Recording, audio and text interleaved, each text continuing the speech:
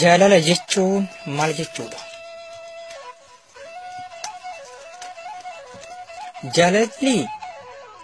Jaalalli hundee jireenya ilma namaati. Jaalalli utubaa jireenya dhala namaati. Jaalalli akka meeshaatti gabayaa bahanii wanta bitachuu yookaan immoo gurgurachuu hin dandeenyedha. Maallaqni bara maateeriyaalii yookiin meeshaa bita malee jaalala bituu hin danda'u. Jaalalli hireedha.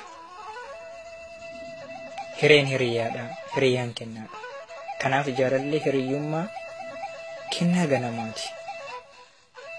Kennaa Rabbiiti.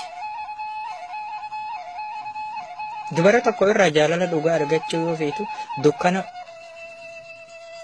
keessaa ifaa ishee baasu kennuufi osoo hin taane onnee kee qulqulluu yoo isheef kennitu dukkana keessaa ishee baasa.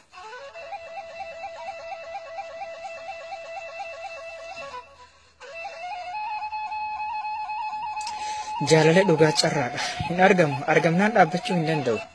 Hanga boolla qalbiitti. Yeroo ammaa garuu jaalala dhugaa nan argadhe jedhanii yaaduun gaara Kiloomaanjaroo bahuu natti fakkaata. Sin jaaladhaan hundi jaalala hin taatu. Namni tokko sin jaaladhaa jedhee si dhungateef yookaan immoo sin jaaladha jedhee si kokkolfee jaalala ta'uu hin danda'u gonkumaa. Maaliif?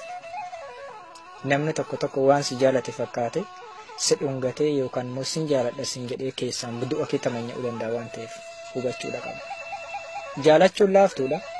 Garuu nama jaalatan amansiifachuutu xiqqoo ulfaata malee. Jaalala dhugaa bakakkaadha yookaan immoo qarcaasuu jechuudha. Al tokko sidha. Dhahichi duraa sun yoo jaalala dhugaa ta'e yoo si jala darbe hiyyoota kee si jala darbuu isaa beeki. Jireenyi kee si jala darbuu isaa osoo itti fayyadamee kana beekii ta'a. Guyyaan boodaa keessaati sitti dhaga'amu yookaan immoo guyyaan boodaa keessaa beektu. Maaliif nama jaalatan gaafa adda bahan lakkisaa beekan ga'a. Nama hedduu wal baruu taphachuu dandeessa. Garuu namni qarcaasuun jaalalaa dhugaa irraa si dha'u al takka dhalata jechuudha. Yoo itti beektee fayyadamte carraa guddaadha. Akka wal jaalataniin osoo adda ba'uun hin jiraanne maaltu akka jaalalaa. Akka wal jaalateen kan wajjin jiraatu harka 100 keessaa yoo xiqqaate 5. Kan kana argatte hiree guddaadhaatti fayyadame. Jaalalli akka filmii gubbaatti yookaan immoo televezyiina gubbaatti kan ilaallu kanatti laaftuu miti bara. Osoo akka televezyiina gubbaatti ilaallu kana ammaa osoo ta'e addunyaa tun guutuun jaalalaan guutamti.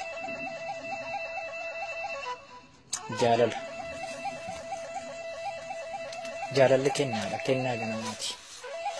Hiree kee jalqabaati.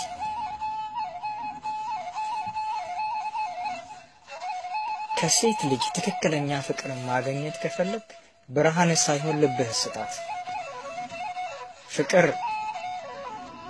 ላፈቀረው ተራራ ለተፈቀረው ተራ ግን ተራራው ጨከን ብሎ የወጣው ሰው መጨረሻው ደስታ ሊሆን ይችላል። ለምትወደው ሰው ለምታፈቅረው ሰው ካልኖርክ ለማን ነው የምትኖረው? ለማን? ፍቅር ማለት እኮ ለምትወደው ሰው የምታፈቅረውን ሰው በደስታ ማኖር ማለት ነው። ለሱ ካልኖርክ እውነተኛ ፍቅር እስከ መቃብር ካልሆነ ይቅር የሚባለውን አባባል አንዳንድ ጊዜ ስህተት ቢሆንም ግን ላፈቅረው ሰው በዛን ጊዜ ሊሆንለት ይችላል። ፍቅር ማለት ማግኔቲዝም፣ ፍቅር የቤት ምሰሶ ነው። ፍቅር ለሰው ልጅ አስፈላጊ ነው። ዘ ኢምፖርታንት ኦፍ ሁማን ቢይስ ሌላ ነገር የለውም። ለኔ ምን ብዬ መግለጽ እንደማይችል ብዙ ነገር ይሰማኛል። የምወዱትን ሰው ማጣት ማለት ህይወትህ ከንቱ ነው። ፍቅር በፍቅር መተካት እኮ የማይቻል ነገር። ፍቅር የዘላለም ህይወት፣ እውነተኛ ፍቅር የዘላለም ህይወት። True love is not the end. መጨረሻ የለውም። በአሁኑ ጊዜ ግን ትክክለኛ ፍቅር ከአንድ ሰው አገኛለሁ ብሎ ማሰብ